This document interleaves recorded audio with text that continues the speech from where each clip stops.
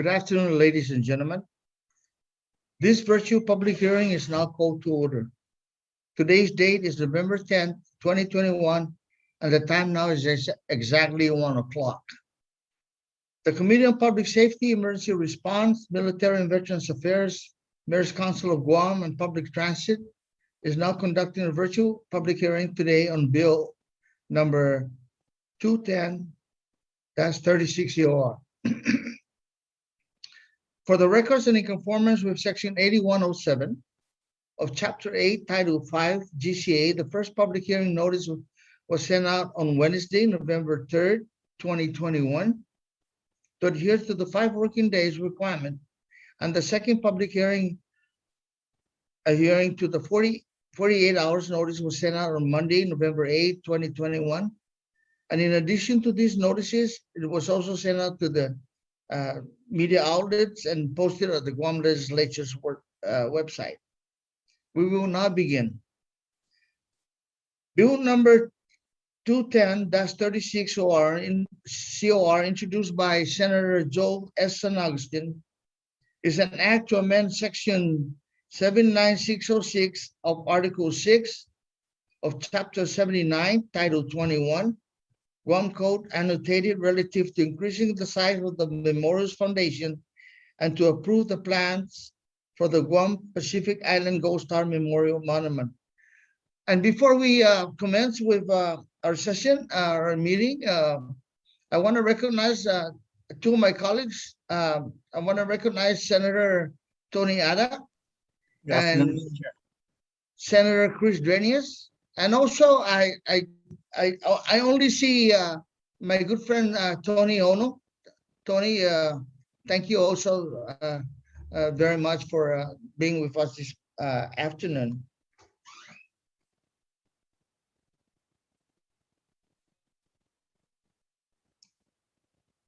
Before we proceed, I would like to read out a statement that was given to me by the sponsor of the bill, Bill 210-36 COR, from Senator Joe S. San Agustin.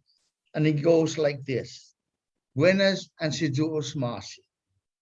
Mr. Chairman, for calling this hearing on Bill 210-36, which is an act to amend Section 79606 of Article 6, Chapter 79, Title 21, Guam Code Annotated, relative to increasing the size of the Memorials Foundation and to approve the plan for the Guam Pacific Island Gold Star Memorial Monument. Just this past September, the Guam Legislature approved and the Governor of Guam signed into law the authorization for the Military Order of the Purple Heart, Guam Chapter, to use a 20-feet section of the Skinner Plaza in Hagåtña, adjacent to the Purple Heart Memorial, to erect a Gold Star Family Memorial Monument in honor of our families who lost their sons and daughters paying the ultimate sacrifice while serving in battle.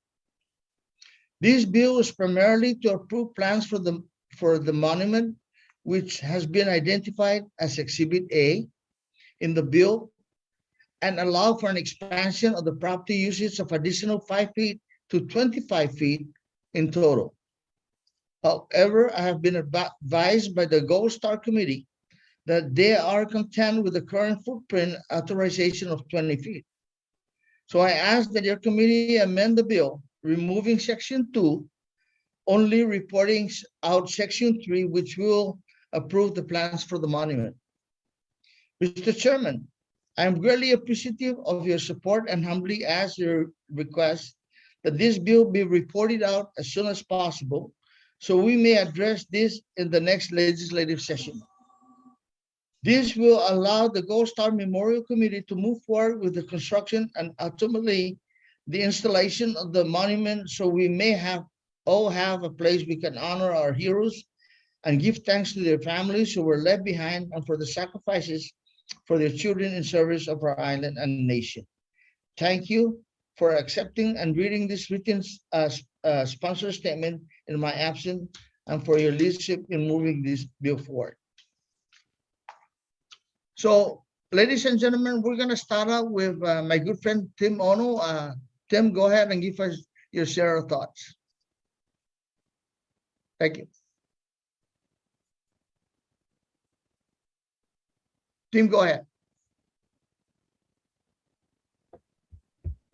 Thank you, Mr. Chair, Senator, and rest of the senators that are also online here. I noticed Ms. Emma also logged in. Thanks for being here, Emma, and Darren Cruz. I don't know if you guys can hear me okay?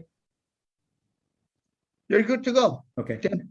But thank you for this opportunity again for bringing the Bill 210-36 on the floor and for us to discuss it. But I also want to thank Senator Joseph Agustin for the original bill that he submitted forward, and then I thank all the senators that co-sponsored it. So glad we were able to at least do the groundbreaking last month. And to be able to get to this point, can't thank him enough for pushing this forward so we can move forward on the construction process, because we have people that are kind of on holding pattern waiting for this. But thank you again, Mr. Chair, for chairing this public hearing. Thank you to those who are also online here listening in. And I really don't have much to say except, whenever this thing gets voted on the floor after some discussion is brought up here, the quicker we can get the governor to sign off on it, the quicker we can get our permit so we can begin construction. But again, I just wanted to thank you all for co-sponsoring, those of you guys co-sponsored the original bill, and then getting this thing moving forward for this next new bill, Bill 210-36. Thank you, Mr. Chair. Thank you very much, Tim. And I also want to recognize another colleague of mine, Senator Telu Taitagui. Senator, thank you very much for being with us this afternoon.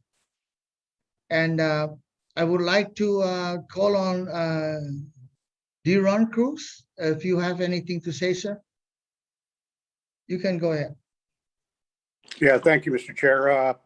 Buenas and saludos to all you esteemed senators. Thank you again for standing behind this bill and moving it forward. If I may, just going to give you what's been happening while the legislative process continues. Tim and I were able to have a Zoom meeting with the foundation last week, and we started talking timeline with regards to construction. And as Tim alluded to, obviously we can't break ground until that permit is issued and we got all the I's dotted and T's crossed. But in our conversation with the foundation, initially we targeted May 30th, 2022 to be the unveiling / ribbon cutting for the monument. And then we started backwards planning to see all the significant and critical tasks that we got to complete before that happens. That timeline, however, is a little too soon, according to the foundation, simply due to a couple of things. One is the logistical chain, and we all know the challenges with regards to ships getting stuck at port, and the longshoreman issue and the labor issue, and containers and all the shipments, inbound shipments getting stuck. And so they factored that into the timeline, and they found out that, at least their estimate is that May 30th, 2022 is too soon, not to mention Woody's hectic schedule during Memorial Day of 2022, which is May 30th. So he's got his hands tied and his pockets full with speeches and presence and attendance at a lot of ceremonies. So that said, we pushed it to the right, and July 21st, 2022 was the agreed on more feasible, suitable, and acceptable date to do the unveiling / ribbon cutting. And that, of course, we all know is symbolic and commemorative of July 21st, the liberation of Guam, and Woody being one of the liberators. This is very symbolic. And in our conversation during that Zoom meeting, we wanted to remind the foundation that we wanted full publicity of this monument, and we got assurance that this is one of Woody's bigger, if not the biggest, dedication that he is so excited to attend and be part of.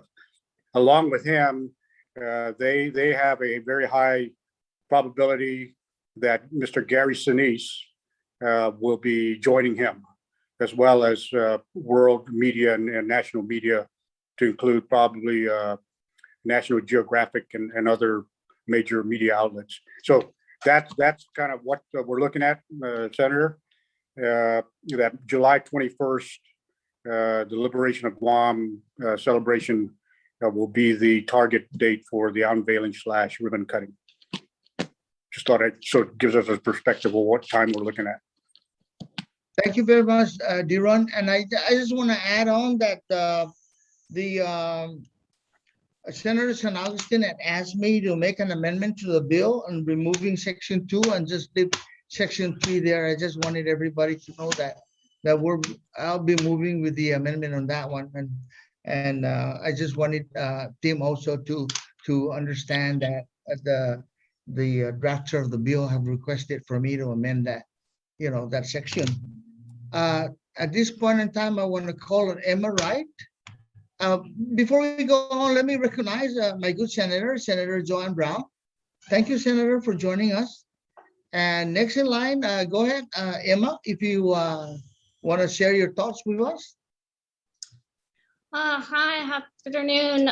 Thank you guys for including me in this. I'm not sure, I'm sort of just listening, but I thought maybe while you mentioned that there was a possibility that Gary Sinise was involved, maybe we can con him into a USO tour. Like, maybe that might be something really cool, but I'm just really glad to have this finally start happening, because I cannot possibly explain to you what it has been like to be here for as long as I've been here, unsupported. And I feel like having this monument is the very first step to introducing in a public conversation what Gold Star families are, because even people that work on base, they don't even know, so you can imagine what it's been like for somebody who's not from Guam to, try to carry the load for the 9 years that I've been here so far. I've got at least another 3, but it's really starting to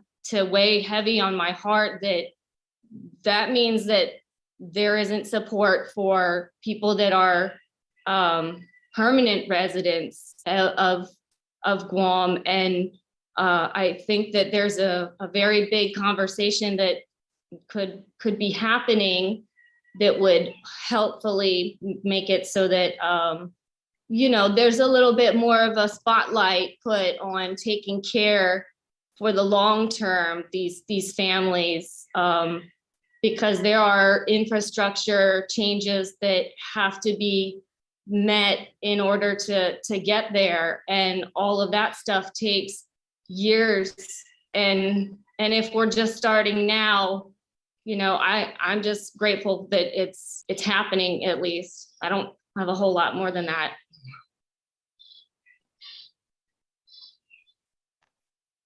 Emma, thank you very much.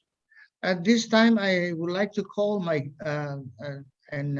my colleagues. I want to start, if I may, start out with Senator Tony Ada, since he was the first one on the screen. Tony, you can go ahead, sir.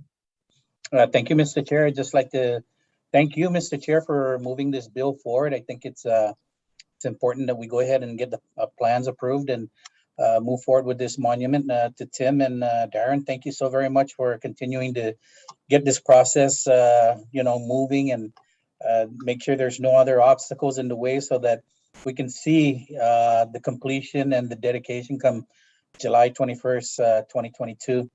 The significance and the importance of that day, both, to us locally and, it's just such an amazing event to have happen during that time. And, I look forward to, Mr. Chair, this bill being brought forward on our next session, and hopefully we'll be able to get that through and get the committee report out. But finally, to my fellow veterans, not to take away from today's, public hearing for this very important bill. But thank you for your service, and happy Veterans Day, Mr. Chairman, Tim, Darren. Thank you for your service to our country and to our island. Thank you, Mr. Chair. And Senator Tony, I just want to let you know that I'm meeting with the governor tomorrow, and I'm pushing this forward. So I'll be talking to the governor regarding the immediate signing of this bill. Thank you. Next in line, ladies and gentlemen, I want to call on one of my favorite senators, Chris Daniels. Senator, go ahead, sir. Pedo's Mossy, Mr. Chairman, I'll go favorite. Tim and Darren, and really thank you for your ever faithful efforts to make things go forward. And I want you to know that Senator Pedo, along with Senator Joe, as soon as we were aware of the necessity of this bill, we sorted things out, and Senator Joe is on a much needed respite on his trip, but he told us get it done, and so here we are, and we are going to follow this trail all the way until, man, Darren, I'm so excited about the 21st. I don't know if there might have been some divine intervention here, but I can't even think. I mean, I'm certain the other date was just fine too, but I think kicking off Liberation Day, I can tell you, especially most of you here that are of the military forces, you'll be up there at dark 30, 100, 200, 300, 500, whatever it takes to get this unveiling and then start that beautiful day that we love every time is Liberation Day. So I want to echo the comments of my good friend, Senator Tony Ada, that first of all, today, happy birthday to the Marine Corps. And then, of course, tomorrow, I thank each and every one of you for your service. And we'll be doing everything we can to reach out to our veterans here and abroad to tell them how much we care for their service and congratulate them. And, Tim and Darren, I introduced a bill today to rename Route 3 General Ben Blas Boulevard. So I hope you will come on board and testify in favor of that bill. When there's a public hearing, I'll let you know. And so, we wanted to do it on the birthday of the Marines, and hope we can get your guys' support for one of Guam's greatest heroes, first flag officer, and just a fine gentleman. Jesus Masi, Mr. Chairman. So, Senator, you're talking about Route 3. Is that going to NCS? Yes, correct, Senator. So we will start from Route 1, where 1 and 3 is, and then the GRMC, and take that intersection all the way up to the camp until it intersects 9. That whole road will be known as Ben Blas Boulevard, otherwise known as Route 3. Outstanding. Next in line, I want to call another favorite senator of mine, Senator Joanne Brown. Ma'am, go ahead. Thank you, Mr. Chair. I don't know if Senator Tello had a chance yet to speak, but I appreciate the opportunity and certainly commend all the key players that are involved in the construction of this very important, we call it a monument, and it's going to be made something that's tangible. But for all the Gold Star families and members of our community that have lost a loved one in action, it's something that lives with you forever. And my family has had to go through that, though it's been many years. I mean, next year will be the 50th anniversary since my godfather was killed in action in Vietnam. He was the last Chamorro son to be killed in action. He was killed one day before his 22nd birthday, and he was an only child. So, even all these years, I try not to talk emotionally about it because it never leaves you when you go through a loss. And not that we don't go through losses in life. I mean, that's part of life, of course. And while you understand that when our family members, have a calling to serve and they do serve, there's always that possibility. But when it happens, when you lose a loved one, it never leaves you. It's a shocking experience. And I have it through the eyes of a child. I was barely 6 years old at the time. I remember being in school and my parents coming to pick me up, and my dad was in his uniform, and it was very unusual. And it's my first memory of dealing with death as someone that was very close to me and someone that I loved and admired and appreciated very much in my life. And I know for every family, for every mother, father, brother, sister, uncle, aunt, cousin who's lost a loved one, through this process. It's a void you feel the rest of your life, because you always think about the possibilities if they survived and they were still with us, what their potential would have been in their lifetime and all the things that they would have continued to do, including being with us and sharing life with us. So this is going to be very important. It's not just the brick and mortar that this monument's going to be made of. It's going to be a place where we can all go and as a community to recognize the sacrifices that have been made and recognize the people that we loved and cared about that we lost, especially those that died in battle. And give us some sense of solace, maybe some sense of peace, maybe a time also of reflection. And those things are very important in life. We get busy, caught up in the day-to-day things that we need to do. But freedom is not free, and there's a very high price to be paid for it. And it's not just those that served in the armed forces, it's the families that love and care about them, that carry on after, that carry this with them always. There's always that void, there's always that missing piece of you. And I think this represents, and Tim, Ono, and all of you that are involved in this, you're really doing something very important. It's not just a monument, it's something that represents the lives of those that we lost who believed in what they did because they signed up, they volunteered. I mean, my godfather was on a second tour in Vietnam. And it's something he chose to do. And what a tremendous loss. What a tremendous loss for our family, as many families that have the designation and distinction of being Gold Starred families. So God bless all of you for the wonderful work that you do. And certainly tomorrow, as we recognize all our veterans and all those that have served our country. We think of the war as something in the past, but right now, we know we're always having to deal with ongoing threats to our freedom and to who and what we are as a country and an island and as a nation. And it's those that stand up, it's those that are counted, it's those that serve, that protect our freedom that we need to appreciate, because we wouldn't have the life that we have without them. So thank you to all of you. And thank you again, Mr. Chairman, for your continued leadership and support of us with regards to this legislation and moving it forward. And I also share with my other colleagues, we look forward to the day when the ribbon gets cut and this monument becomes a very integral part of our island and our community. With that, Mr. Chair, thank you very much for the opportunity to comment. Thank you very much, Senator Joanne Brown. Next in line, I want to call on my favorite senator also, Senator Terlaje. Senator, go ahead, please. Mr. Chair.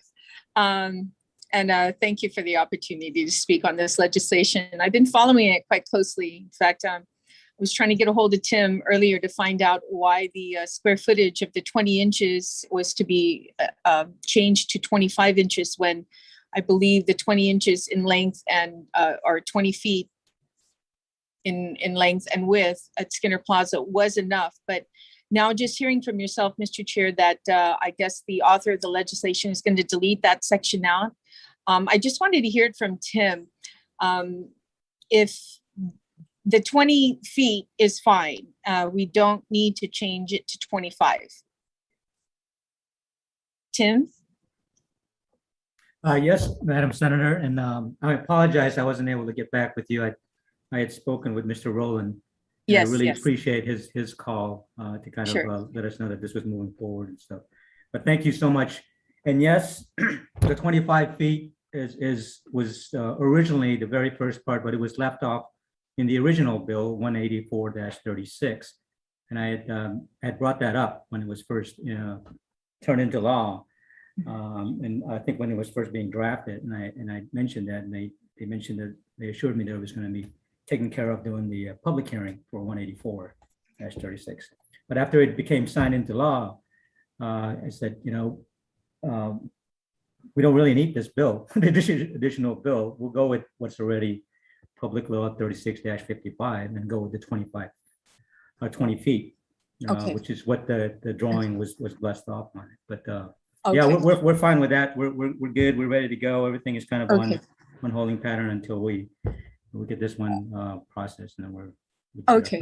So then, okay, so we keep it at 20 feet. So that's fine. Yes, ma'am.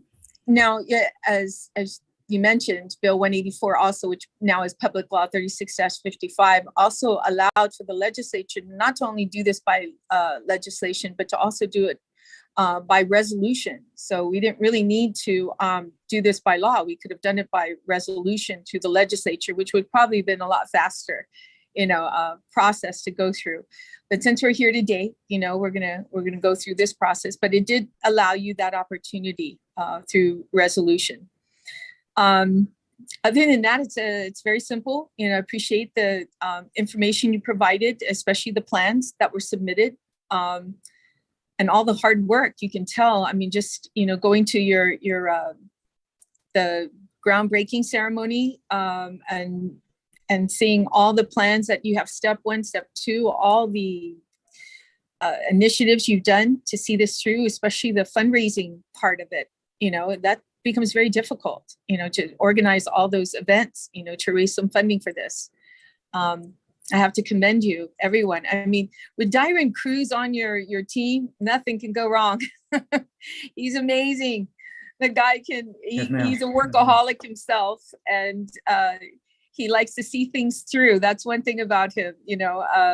He's modest and say no. But if you ever worked with Dyron, and there's a project in his hand, he's one to see it through. So you got a great team there working on this project. And I'd like to also, on behalf of my colleague, Senator Brown, just spoke so well about the veterans and the importance of remembering them and who they are. So I share those same sentiments. And I too would like to wish everyone a happy Veterans Day as well to you gentlemen, and also our Senator Ada, who's also a vet. Best wishes to you, and we're standing by, ready to rock and roll, just like what you guys are doing. This legislature needs to keep up with you guys on these projects. So we're doing our very best to do so. Congratulations. And I'm pretty sure, even though the sponsorship on this was short compared to what was passed in Bill 84, where everybody became sponsors of this legislation, I think the same thing's going to apply when this bill hits the floor. We'll all be sponsors of it as well. So thank you again, Tim, Tyron, and si Diyos Masi, Mr. Chair. Thank you very much. Thank you very much, Senator Cello. And like you said, let's all rock and roll and move this thing forward. Lastly, I would like to thank all of you for your participation in today's virtual public hearing on Bill number 210-36 OR. And if you have any written testimony, you can email it to my address, Senator Pedo at senatorjpterlaje.com, or hand delivery to my office at MVP Center Unit 102-777, Route 4, Sinohanya, Guam. And the time now is. Senator, if I may, can I? Oh, Jim, you wanna go ahead and say something? Yes, Yeah, go ahead, sir. Yes, sir. If I may, thank you, Mr. Chair. For those of you who would not know who Miss Emma Wright is, her name used to be Emma Weaver. Her husband was killed September 9, 2010 in Afghanistan. She now calls Guam her home. She's been, her husband is stationed here on Guam. But her and her daughter, we were honored to have her presence at the groundbreaking, where she and her daughter was able to say a few words just about the meaning of the memorial and just her presence here. But thank you, Emma, for being here and joining us as well. And also I want to thank all the senators that are out there. Ms. Emma mentioned something about Mr. Gary Sinise. We are definitely going to try to see if Lieutenant Dan, Gary Sinise and Lieutenant Dan Band is able to come over here and perform on that somewhere close to the Liberation Day, as we do 3 or 4 things with Woody's presence here for the unveiling, and of course celebrating the Liberation Day with that big event with Woody. Woody, by the way, we just need everybody to pray for him, that he still hangs in there. We just heard news that he's going through rehab after a fall. So he's 98 years young, but he's still got a lot of spunk in him, and he's really excited about the this unveiling that we're getting ready to do. He had made this promise before when he was on the radio with Ray Gibson and us, that he will never go back to Iwo Jima, but he will definitely be here on Guam for an unveiling. And we're really looking forward to that. We just got to pray for his recovery and his health, that he stays strong, and he completes his last mission when he comes out here this coming July for the 78th anniversary. We're really looking forward to it. We were praying for him.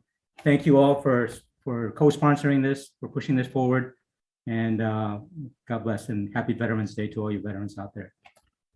Thank you very much, Tim. And Emma, we want to thank you also. Thank you very much. And I want to Thank thank you. everybody that joined us this afternoon. Thank you very much. And enjoy your Veterans Day tomorrow.